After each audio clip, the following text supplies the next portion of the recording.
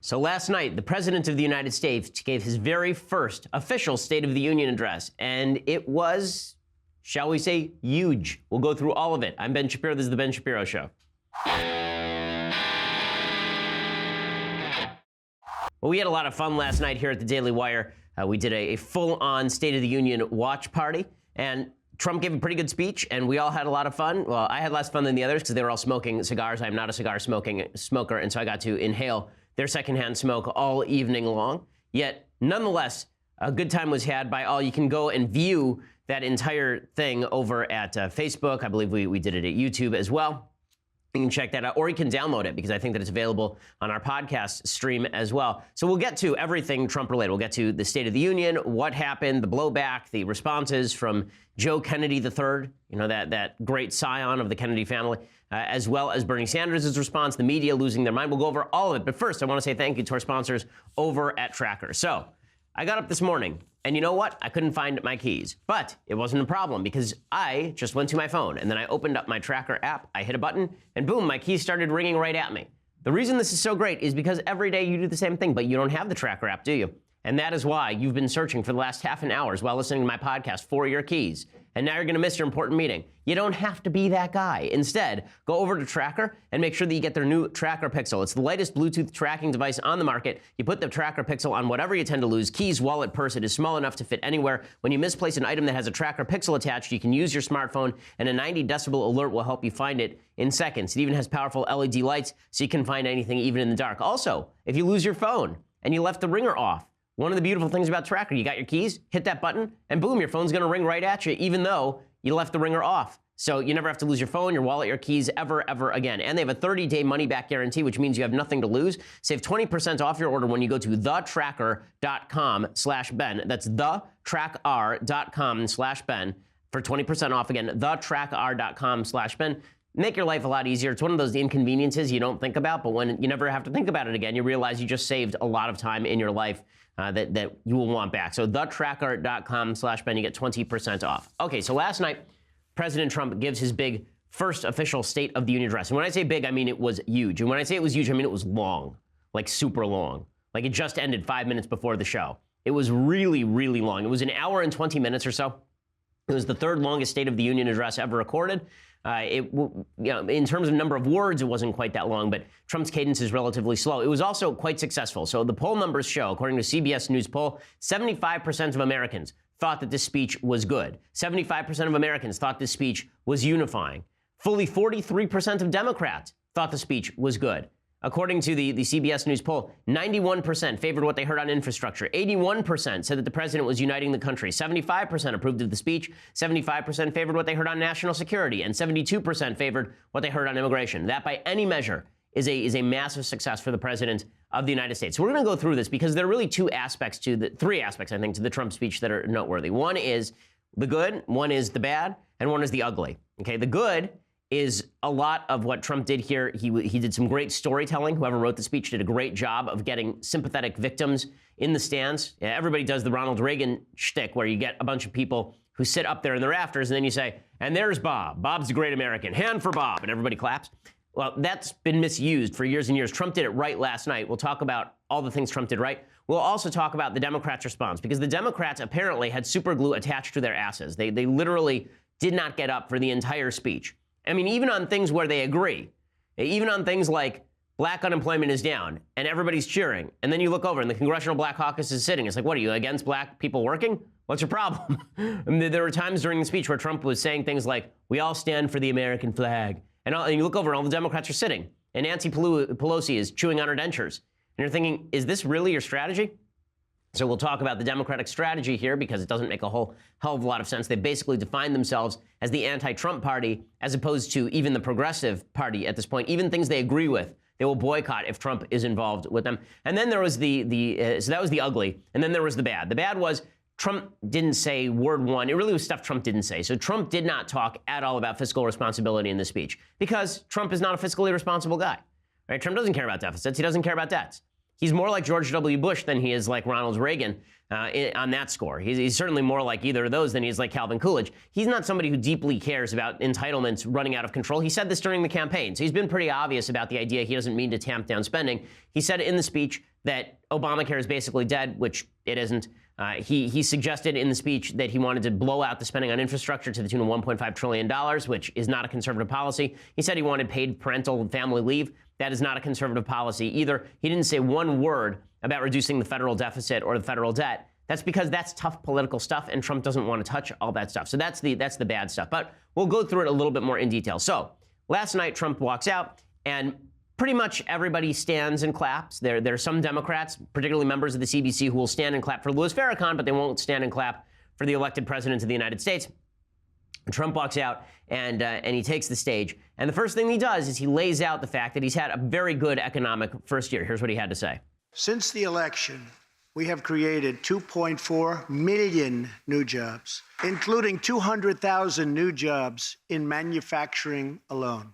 After years and years of wage stagnation, we are finally seeing rising wages. Unemployment claims have hit a 45-year low. African-American unemployment stands at the lowest rate ever recorded. Now look at the Democrats.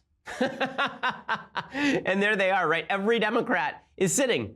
Black people working? No. Trump's evil. And then Trump continues, and he's talking about the economy a little bit more. One of the things that I think was really fascinating about what he said here is he actually makes a case that was not made during the tax cut debate. This is why the polls were bad on the tax cuts. So if you look at the actual poll numbers on the tax cuts, the poll numbers suggested that most Americans thought they were losing money on the tax cuts, which of course was not true. Nearly everybody gets money back thanks to the tax cuts. That's because the Republicans had failed to actually talk about what the tax bill would do for the average American family. They're talking in broad terms about what tax cuts do generally. Trump did a good job, I think, of summing that up last night. Typical family of four making $75,000 will see their tax bill reduced by $2,000, slashing their tax bill in half. In April, this will be the last time you will ever file under the old and very broken system, and millions of Americans will have more take-home pay starting next month. We eliminated an especially cruel tax that fell mostly on Americans making less than $50,000 a year, forcing them to pay tremendous penalties simply because they couldn't afford government-ordered health plans. We repealed the core of the disastrous Obamacare. The individual mandate is now gone. Right, so this is all good stuff that the American people have to hear because the media have been making a corrupt and untrue case that tax cuts hurt the American economy and that repeal of Obamacare's individual mandate is going to kill millions of Americans and all the rest of all of this. And Trump, I think, forcefully spoke back against this. Now, the bad side of this is when Trump says the core of the disastrous Obamacare is gone. What that suggests is he's not going to do anything else on Obamacare, that basically he thinks his work is done here. That, of course, is untrue. But this is good stuff from the president. And then the president says something that I think a lot of Republicans have not been saying, which is when you lower the corporate tax rate, you are going to make more money. And the proof is in the pudding. When we lower the corporate tax rate, jobs come back to the United States. And not only do jobs come back, you're probably going to get a raise. So here's what Trump had to say about that. We slashed the business tax rate from 35% all the way down to 21%, so American companies can compete and win against anyone else anywhere in the world. These changes alone are estimated to increase average family income by more than $4,000. Right, that last statistic is the one that Republicans really should have been focusing on during the entire tax debate, is why is it that when you lower corporate tax rates, people's income goes up? Instead, they focused on the individual tax rates dropping. They should have been focusing on the really major change to the law, which was that major reduction in corporate tax rates. And it was a major reduction in corporate tax rates. So Trump starts off, and this is a full 20 minutes on the economy, which is exactly what he should do. Because if Trump is going to win re-election, if Republicans are not going to get shellacked in 2018, there has to be a feeling that the economy is on the move, and it's on the move because Republicans have done the right things. And the truth is, it is on the move because of that. You know, the economy was already improving under President Obama, obviously. The stock market was up under President Obama. Job growth in 2016 was better than job growth in 2017 by a couple 100,000 jobs. But The reason that wages are rising, the reason why businesses are hiring, the reason people feel a sense of optimism is because there's a sense of trust that the Republicans and Trump are not going to clock businesses in the back of the head. There's always the feeling with Democrats and with Obama that from some angle, he was going to find a way to hit businesses because he didn't like businesses. You don't get that feeling with Trump, and that came out last night. Okay, so I want to talk in a minute about some of the more dramatic moments of the Trump speech, because there were some really, there were some moments of tremendous drama in the Trump speech. We'll continue going through the State of the Union in just a second. First, I want to say thank you to our sponsors over at Blinkist. So, you are an information addict. It's why you listen to this show. We provide more information than anyone else in the business. But if you love information, you need to supplement your informational diet even more. And that's what Blinkist is for. Blinkist is for the person who has 6 meetings a day and you're only in the car for 15 minutes. How are you going to get more information? Well, the way you're going to get more information is through the Blinkist app. So what it does, it boils down best-selling nonfiction books into what they call blinks, these sort of summaries of the main points of the books. So you can read 4 books in an hour, right? You're in the car for an hour, you get 4 15-minute blinks, and suddenly you know the main points of 600-page books. Over 2,000 of the best-selling nonfiction books transformed into these powerful packs you can listen to in just 15 minutes. So you can get through 2 to 3 books a day if you want. Right? Blinkist has a special offer just for our audience. Go to Blinkist.com/Ben right now. You start your free trial. You get 3 months off your yearly plan when you join today. So that's Blinkist.com, Blinkist, Blinkist.com/Ben to start your free trial. Or again, get 3 months off your yearly plan. Blinkist.com/Ben really is a tremendous app. Everybody I know who's tried it loves it. I use it. It's really great. It has books that I've enjoyed. Like I've actually read the entire book. And what do I remember about the book? Probably not 15 minutes worth of material, because anytime you read a book, your brain sort of sifts what it thinks belongs. They do the work for you over at Blinkist. Books like Drive and Rich Dad, Poor Dad and How to Start Worrying and Start Living. I mean, these are all great books, and you can get them all at Blinkist.com/Ben. So check that out, and especially because you get that special discount. Again, you get a free trial or 3 months off your yearly plan when you join today. Okay, so back to President Trump's State of the Union address, which went over like gangbusters. So one of the things that Trump does, and he's always talked about doing this, and he actually did it well last night, is he always said that America needs a cheerleader. When people said, what does the president need to do? He'd say America needs a cheerleader. Now, listen, the president has to do more than that, obviously. But one of the things that I think Trump does have the capacity to unify on is he does have a gut-level sense of nationalistic patriotism. Right? The guy does like the flag, he does like the military, he does like the country, he doesn't feel bad about America. You always got the sense from President Obama that he was more concerned with the flaws in America's thought patterns and in the American people than in the glories of them. Last night, Trump didn't spend any time lecturing Americans about the better angels of their nature, about this is not who we are, this kind of stuff. Instead, President Trump talked about the wonderful things about it. It was a much more optimistic speech than Obama's. This is one of the great things about how the media has covered this. The media said it was a dark speech. This speech was significantly more optimistic about the state of the United States than anything Obama ever said. Obama would always say the state of our union is strong, and then he would proceed to list off all of the racial problems that we had in the United States and discrimination against women, and how America was still a backwards, racist, bigoted, homophobic country, and how we all had to fix that. Trump last night got up there and said, listen, America's pretty awesome. It's pretty awesome. And now's the time for you to make something of yourself. This is clip 4. So Trump really cheerleading America, and of course, Democrats sitting. This, in fact, is our new American moment. There has never been a better time to start living the American dream. So to every citizen watching at home tonight, no matter where you've been or where you've come from, this is your time. If you work hard, if you believe in yourself, if you believe in America, then you can dream anything. You can be anything. And together, we can achieve absolutely anything. Okay, and everybody cheers except for the Democrats, right? The Democrats won't cheer for you can achieve anything in America because they hate Trump so much. And it went even further than that. So Trump calls on this young kid, Preston, who's sitting in the family box for Trump's speech. And this kid apparently has helped put down something like 40,000 American flags on the graves of fallen service members. And Trump says this, and watches the Democrats sit. Young patriots like Preston teach all of us about our civic duty as Americans. Preston's reverence for those who have served our nation reminds us of why we salute our flag, why we put our hands on our hearts for the Pledge of Allegiance, and why we proudly stand for the national anthem.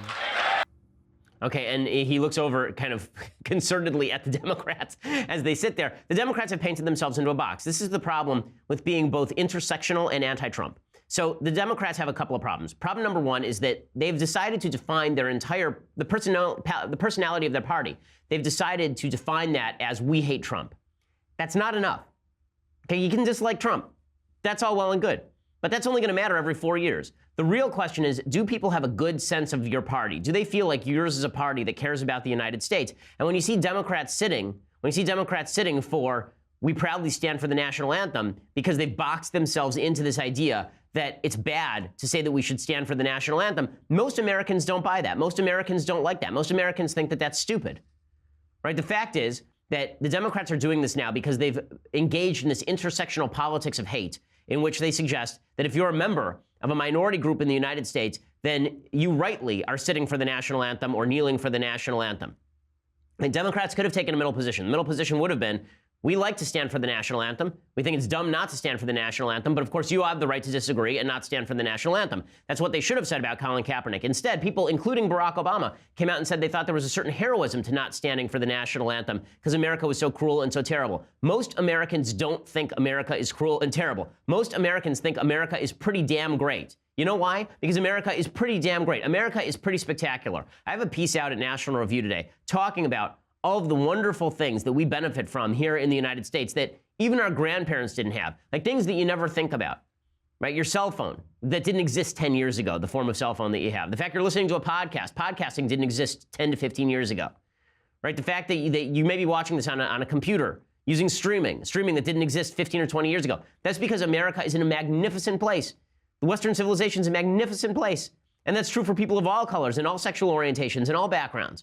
But Democrats don't believe that because that undermines their case against Western civilization. Trump took full advantage of that. He knew they weren't going to stand for the national anthem. It makes them look bad, as well it should. Okay, so that's one of the good things that I think Trump did last night, was tweaking the Democrats on some of their intersectional extremism. And watching Cory Booker sit there and make nasty faces and Nancy Pelosi chewing her cud while he talks about the glories of the national anthem, Trump, pretty amazing and telling visuals. So then we get into one of Trump's boo-boos of the night. So I think that Trump's big boo-boo of the night was he was attempting to do his populist shtick by talking about how he's going to spend tons of money on infrastructure. Again, the more telling point is not that Trump talked about infrastructure. We've had infrastructure week, at last calculation, 7 times, I guess, during this administration, where we've had infrastructure week, and then Trump tweets something and it turns into LeVar Ball week. But he's been talking continuously for well over a year about how he wants to spend a ton of money on infrastructure. He says this. So what do Democrats do? They said, tonight I'm calling on Congress to produce a bill that generates at least $1.5 trillion for the new infrastructure investment that our country so desperately needs. Okay, so the Democrats don't even stand for that. So now he's talking about Democratic priorities, and they won't stand. Again, Trump is drawing a contrast, and the contrast is really telling. Now, the most effective portion of the speech, right, the portion where Democrats do not understand this, they refuse to understand this, they are angry that they are being forced to reckon with it, is that most Americans are not in favor of illegal immigration. Okay, we may think that a lot of illegal immigrants came here for the right reasons. We may have sympathy for illegal immigrants, but most of us want to know who's coming into the country. And every person who is killed by an illegal immigrant is a person who should not have been killed in the United States, because it is the job of the federal government to prevent people from entering here illegally. Right? There are a lot of people, I'm sure, who enter gated communities not to do harm, but because they wander in or because they just want to go for a walk. Okay, but the reality is, if you live in a gated community and your security doesn't do its job and someone gets killed in your gated community, you're going to blame the people in charge of the gated community. America is still a gated community, as it has to be, because we have a welfare system and because we have to protect the integrity of their voting process, too. Well, last night, President Trump did something and he got booed by the Democrats for doing it. He pointed out that there are, in fact, people who have been victimized by illegal immigrants in the United States. And the Democrats were saying, well, this is because he's a racist. In the same speech, he made a proposal to Democrats that we should let in 1.8 million illegal immigrants, allow them to become citizens. Democrats sat for that. Here is Donald Trump making a particular point, which is that there are victims of criminals who come into the United States illegally. Here tonight are 2 fathers and 2 mothers, Evelyn Rodriguez, Freddie Cuevas, Elizabeth Alvarado, and Robert Mickens. Their 2 teenage daughters, Kayla Cuevas and Nisa Mickens, were close friends on Long Island. But in September, 2016, on the eve of niece's 16th birthday, such a happy time it should have been, neither of them came home. These two precious girls were brutally murdered while walking together in their hometown. 6 members of the savage MS-13 gang have been charged with Kayla and Niece's murders. Many of these gang members took advantage of glaring loopholes in our laws to enter the country as illegal, unaccompanied, alien minors and wound up in Kayla and Niece's high school. Evelyn, Elizabeth, Freddie, and Robert, tonight everyone in this chamber is praying for you. Everyone in America is grieving for you. I want you to know that 320 million hearts are right now breaking for you. While we cannot imagine the depths of that kind of sorrow, we can make sure that other families never have to endure this kind of pain. Okay, and Democrats, of course, were very unhappy with all this. This was Trump doing the storytelling routine that Reagan did better than anybody, I think, since Reagan, actually. I think that what Trump did here by pointing out people in the audience, not, just a guy who started a business, but people who have actually been victimized by bad policy, I think it was tremendously effective. If you watched this and you weren't moved by the plight of these families, if you watched them in their heartbreak, then, and you didn't think, well, maybe we should be able to do something about this, then I don't think that you were watching with an open mind or an open heart. So Trump, I think, did exactly the right thing on this. Now, in just a second, we are going to continue by talking about a little bit more on illegal immigration, a couple more stories that Trump told. Again, I think he used the storytelling art at levels that we have not seen actually since Reagan in American politics, which is an amazing thing for me to say because I don't think that Trump's a particularly good speaker. But we'll get to all of that in just a second. First, I want to say thank you to our sponsors over at My Patriot Supply. So we are only a couple of weeks into 2018. Look what we have already dealt with. A false alert, okay, that is in Hawaii, cyber attacks on our financial system on the rise, and we're bracing for another tough season of natural disasters, and FEMA might not be able to get there in time. Well, that is why you need an emergency plan, right? Even the local, state, federal government, they say you should have an emergency plan. You don't need to wait for crisis to strike. Instead, go out, spend a little bit of money, get what you need right now, and then if disaster strikes, you're ready for it. The best way to get started is to make sure every person in your household has a 102-serving emergency food kit. They're just $99. They are shipped free. Order now. Call 888-803-1413 or go online to preparewithben.com. That's preparewithben.com. This is emergency food that lasts 25 years, so you spend once. You don't have to worry about it for another quarter century. It's a long time. 888-803-1413 or preparewithben.com. Again, all the food that comes from My Patriot Supply tastes like home cooking. People in our office have tried it. They enjoyed it. 888-803-1413, preparewithben.com. Ensure that if disaster strikes, you're ready for it. Preparewithben.com. Okay, so the President of the United States using his storytelling capacity to do some serious damage to the Democratic agenda. And I think that the most polarizing and also the most successful line of his speech last night came when he was talking again about illegal immigration. And what he suggested is, listen, I have a lot of sympathy for illegal immigrants, right? People who are trying to come to this country to make a better life for themselves and cross the border illegally. And I'm happy to legalize 1.8 million of them, like today, if Democrats will make a deal. But we have to protect American citizens first. And it's this sort of baseline root logic that Republicans see, I think most independents see, I think even some Democrats see, but the Democratic Party refuses to see. We'll talk about that when we get to Joe Kennedy's response, because it really is quite insipid and insane. But here last night was President Trump using language that ticked off the media, but I think most Americans heard. So tonight I am extending an open hand to work with members of both parties, Democrats and Republicans, to protect our citizens of every background, color, religion, and creed. My duty, and the sacred duty of every elected official in this chamber, is to defend Americans, to protect their safety, their families, their communities, and their right to the American dream. Because Americans are dreamers too. Okay, and that line got big applause from Republicans. Independents liked it. Democrats didn't like it. And because Democrats didn't like it, it's a problem for them. Most Americans still think that Americans ought to be taken care of before we talk about how we take care of foreign citizens, which makes sense. This is still America. Now, one of the things that was really incredible about how Trump used storytelling last night, Bush did it, Obama did it. They all do the Reagan routine, as I said, of putting people up in the rafters and then pointing at them and saying, look at this wonderful person, let's clap. Trump, he's been using the slogan, the forgotten men and women of the country, throughout the entire campaign. And I thought that he misused it when he talked about people who are living in small towns and they've lost their jobs and these are the forgotten men and women. I'll tell you who have been forgotten. People who believe in American values, like sort of traditional American values, the belief that America is a place of liberty. The people who make small sacrifices that don't show up on the national scale, but who are doing the everyday work of making America a better place. And some of the stories that were being told last night were so eloquent in what they said that they said more than even what Trump said. So one example of that last night was he talked about the Holetz family. I thought this was just magnificent. It's this young family where a guy who's an officer with the Albuquerque Police Department, he tells their story. This is the most pro-life story that you'll ever hear without mentioning the word abortion. Just this week, Democrats voted down, they filibustered a bill that would protect babies in the womb after 20 weeks. They voted that down. And Donald Trump, without ever mentioning the word abortion, without ever suggesting pro-life, without talking about termination of a pregnancy, makes an eloquent case for life by telling the story of the Holetz family, who are true American heroes. We see a vivid expression of this truth in the story of the Holetz family of New Mexico. Ryan Holetz is 27 years old, an officer with the Albuquerque Police Department. He's here tonight with his wife, Rebecca. Last year, Ryan was on duty when he saw a pregnant, homeless woman preparing to inject heroin.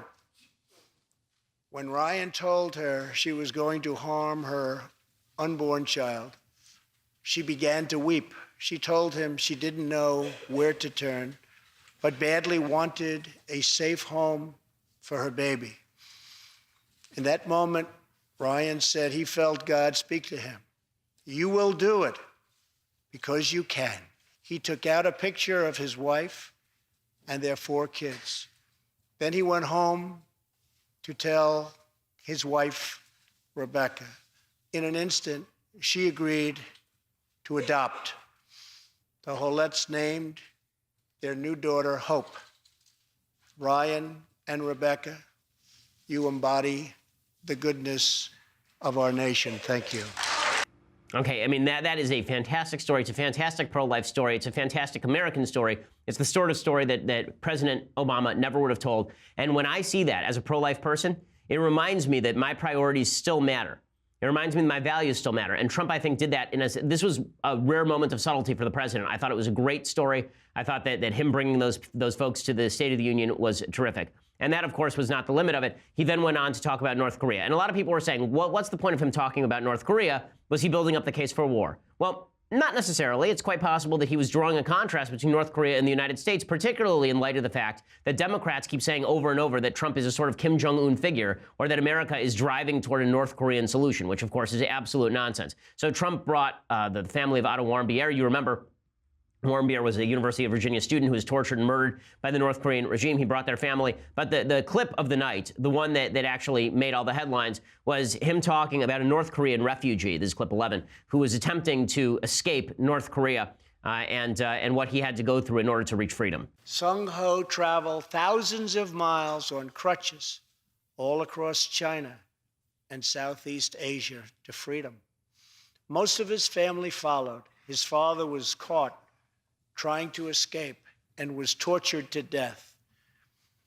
Today, he lives in Seoul, where he rescues other defectors and broadcasts into North Korea what the regime fears most, the truth.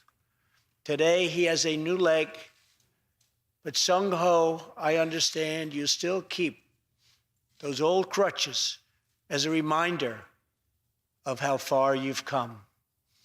Your great sacrifice is an inspiration to us all. Please, thank you. Seong-ho's story is a testament to the yearning of every human soul to live in freedom. Yeah, that last line is direct from the George W. Bush speech, this idea that every human soul yearns to live in freedom. I actually disagree with that line.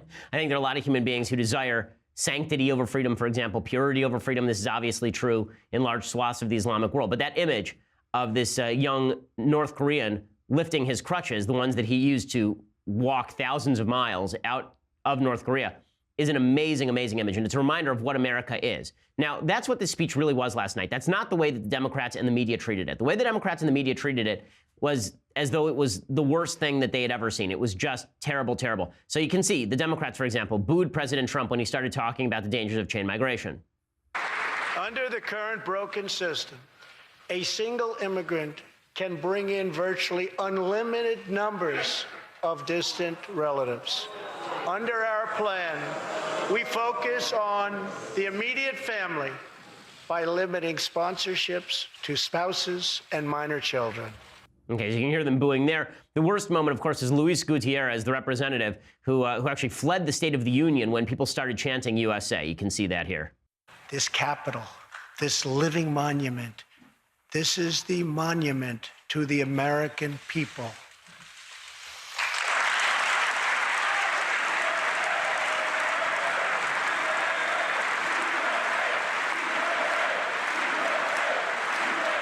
And you can see there's Gutierrez, and he's out. So Luis Gutierrez can't deal with people chanting USA, and he leaves. Yeah, good look for the Democrats there. This is what the Democrats refuse to acknowledge, is that Trump can use unifying language. And when he uses unifying language, you should cheer. And when he doesn't, you should boo. But instead, they just decided to boo him all the way through. In a second, we are going to get to all the Democratic responses. We're going to get to Joe Kennedy III. We're going to get to Bernie Sanders. We're going to get to the media fallout, which is just insipid and insane.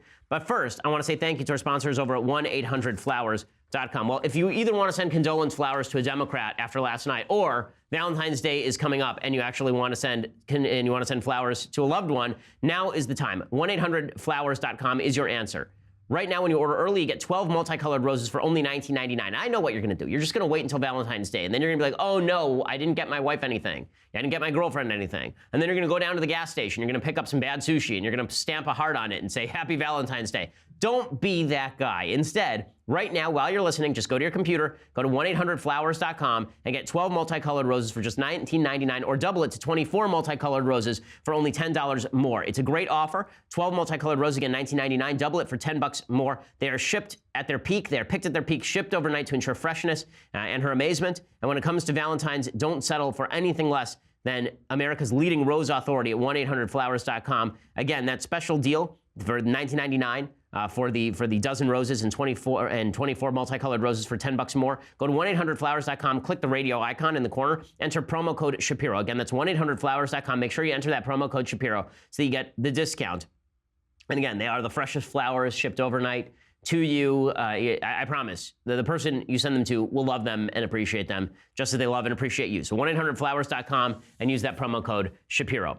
Okay, so let's go to the media response first, and then we'll get to the actual Democratic responses to the State of the Union. So, number one, you can see how insane this made the Democrats. So Cory Booker, Democratic senator who cried tears of rage, so much rage from Cory Booker. Oh!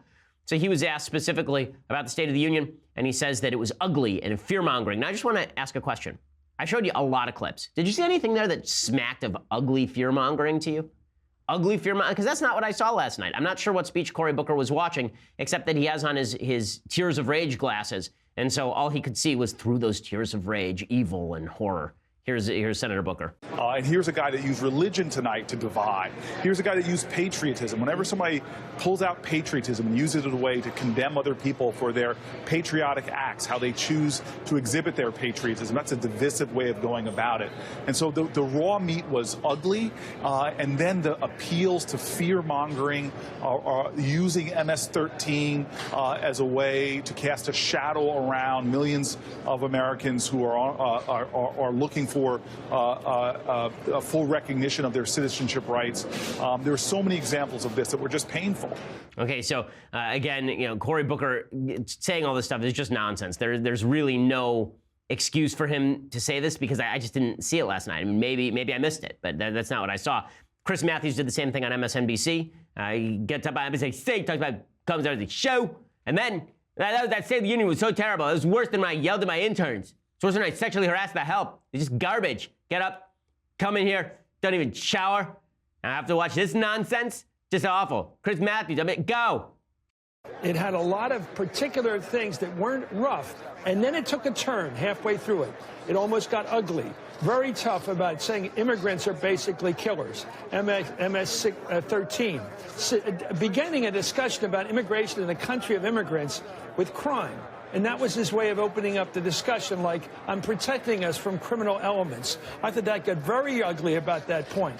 And very ugly that he mentions MS-13 as though it's not a problem in the United States. Again, Trump did not label all immigrants MS-13. He said he wanted to let 1.8 million illegal immigrants remain in the country as a whole. So we're going to get to more media response. We're going to get to everything related to the Democratic responses, which were really, I thought Joe Kennedy's particularly was quite terrible. We'll get to all of that. But first, you're going to have to go over to dailywire.com and subscribe. $9.99 a month gets you your subscription. That comes along with the rest of this show live, the rest of Andrew Klavan's show live, Michael Knowles' show live. If you watched our live coverage last night, you got to see how great those guys are. And you can get their shows live in their complete horror when you go over to dailywire.com and buy a subscription for $9.99 a month, or get the annual subscription, get all of those things, and you can get these Leftist Tears Hot or Cold tumblers, which we were all using on set last night. They replenish, they revitalize, they make you young once more. The Leftist Tears Hot or Cold tumblers, you get those for $99 a year along with the annual subscription.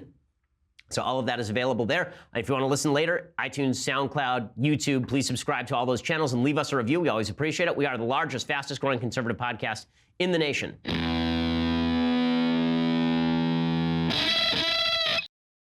So it was just what you would expect from the media, suggesting that this was the worst speech ever. I thought the most hilarious thing was "Democracy Dies in Darkness." The Washington Post, they ran an original headline, and the original headline said, "A call for bipartisanship." Right? There's a picture of Trump speaking. And then they got ratioed. So being ratioed on Twitter means that you have more comments on your tweet than you have retweets on your tweet. So it's something like 3,000 comments because a bunch of Democrats said, "No, that's terrible. Trump didn't deliver a message of unity. It wasn't a call for bipartisanship. It was mean. It was cruel. It was ugly." So what did they do? Well, those brave people, the Democracy Dies in Darkness, they switched the headline. So now now it says, "A new American moment. Trump adopts a gentler approach." So rallies' fiery barbs give way to traditional formality in speech. Gritted realities of governing and politics await after high-minded talk. Right? All those headlines changed. Go back to the original page for just a second. The original headlines say, look at that. "A call for bipartisan. Trump delivers message of unity. President highlights military economy." And then below that, it says, "A chance to act presidentially, at least for a night." Right? So they just shifted every headline so that it's nasty. Every single headline changed because people ratioed them on Twitter. And then we're supposed to believe the media don't have a bias? Of course the media have a bias. The good news is that when it comes to the State of the Union address, so many more people watch it than read about it the next day that it doesn't really matter very much. But it just shows you the insane level of bias. Now, the Democrats tried to respond. The response to the State of the Union is almost invariably terrible. There has never been a very good response to the State of the Union. Democrats trotted out Joe Kennedy III, who, of course, is famous for being a Kennedy, not for actually accomplishing anything. First of all, very, very bad move to have a Kennedy speak in front of a broken car, right? Just a car with the hood open. That's just a bad way to start a speech by a Kennedy descendant. They have a bad history with cars that have been submerged in water, for example. Other things to point out, you'll see as Joe Kennedy speaks that he was supposedly drooling, but he used actually like a vat of chapstick. And so his mouth is shiny while he gives this speech. Unfortunately, he didn't have the full-on Kennedy Mayor Quimby from The Simpsons accent because that would have made it much more amusing. But he was as radical leftist as possible to be. He decided to respond to Trump, not by saying, you know, President Trump said a lot of nice things. Like, these people write their speeches before they actually see Trump's. So what they should have said is they should have said, listen, if I were a Democrat, here's what I would say. President Trump said a lot of nice things about the economy. Oh, that's wonderful. We all want to see the economy grow.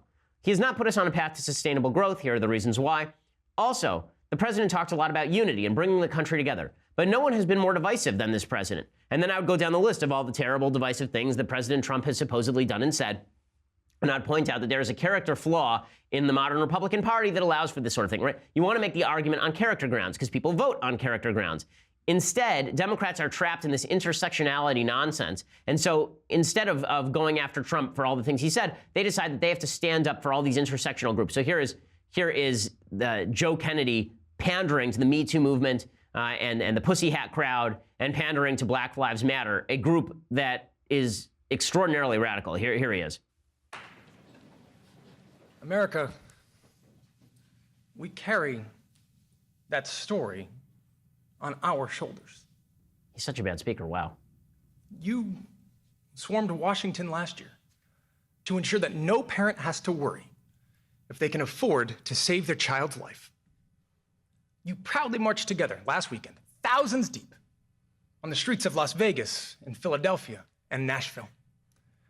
You sat high atop your mom's shoulders and held a sign that read, "Build a wall, and my generation will tear it down."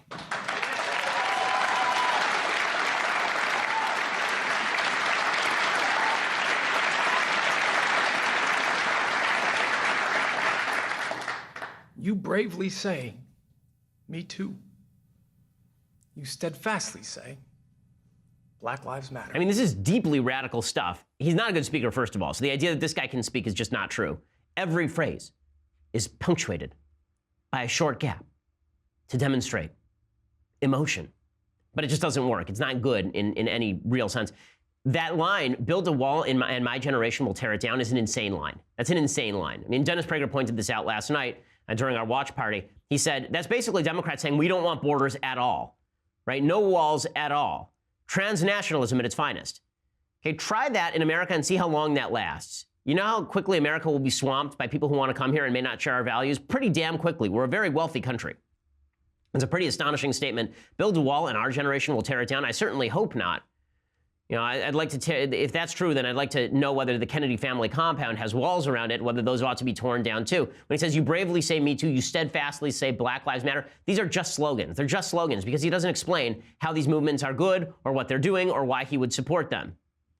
And then he, you know, launched into his character attack on Trump, but it was really weak stuff. It would be easy to dismiss this past year as chaos, partisanship as politics. But it's far, far bigger than that. This administration isn't just targeting the laws that protect us. They're targeting the very idea that we are all worthy of protection. Okay, again, no, he's not. In fact, Trump was the one who was saying that Americans are worthy of protection. It's you who are saying that we're going to tear down the walls that prevent people from entering the country illegally. And then, of course, Kennedy addressed Dreamers directly in Spanish. And then he said, "You're part of our story. We'll fight for you and we will not walk away." Trump was saying in his speech, "We will fight for Americans." And Kennedy was saying in his speech, "We'll fight for everyone who's outside the country," basically. That is not a good look. We're going to fight also for the most radical elements of American society. Pretty astonishing that this is what Democrats choose to trot forward with. If they think that they can defeat Trump with this sort of radicalism, I'm not sure that that's the case. I think that they are much better off running somebody who at least purports to unify the country as opposed to continuing the polarization of intersectional politics that Barack Obama pursued. This is why Bernie Sanders' response was probably better. I mean, it was filled with the usual stupidities, but I think even Bernie Sanders looked tired last night. I mean, Sanders gave a response, and Sanders always looks tired because he's 1,000 years old and did not have his proper share of pudding last night before he gave his State of the Union response address. He should have been focusing, as I say, on character issues and also on the 1% and sustainable growth and all the rest of this. But he has to just go down the progressive talking points list instead. I mean, it was Trump's night, and it was pretty obvious it was Trump's night from Sanders' response. I mean, Sanders spends time ripping on Trump for not talking about climate change. Okay, when you look at the polls, climate change is like number 11, number 13 on Americans' list of concerns, but that's where Bernie Sanders chooses to go. Now, I don't understand how a president of the United States can give a State of the Union speech and not mention climate change. No, Mr. Trump, climate change is not a hoax. It is a reality which is causing devastating harm all over our country and all over the world. And you are dead wrong when you appoint administrators at the EPA and other agencies who are trying to decimate environmental protection rules and slow down the transition to sustainable energy. Oh, yeah, good luck with this. I mean, first of all, him looking like he's appearing on a C-SPAN call-in unit in the middle of the State of the Union response is not a good look. It was Trump's night. This was the best night that Trump has had in a very long time. If Trump could sustain it, then I'd be optimistic for 2018 and 2020. I highly doubt that it will be sustained just because that has not been the pattern thus far. But there's no question it was a good night for Trump. It was a bad night for Democrats, and we'll see if they continue to shoot themselves in the foot. Democrats really shot themselves in the foot last night, even more than Trump won himself a victory. Okay, we're going to get to things I like and things I hate. So let's just jump right in there. So time for a quick thing I like. So we've been doing Bach this week. So we did Brahms a couple of weeks ago. This week is Bach. This is, of course, a very famous piece that you will all know. This is Bach's Toccata and Fugue, which you will remember from Fantasia as well as every horror movie ever.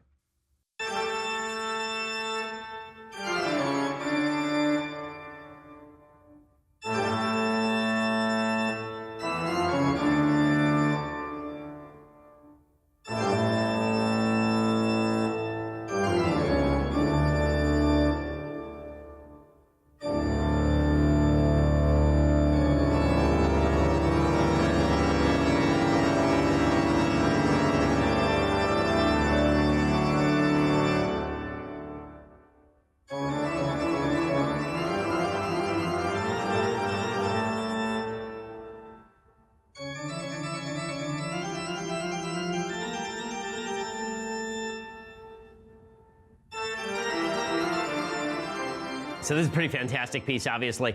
It was written maybe as early as 1704 when Bach was still in his teens. There's some people who say that it maybe was dated in the 1740s.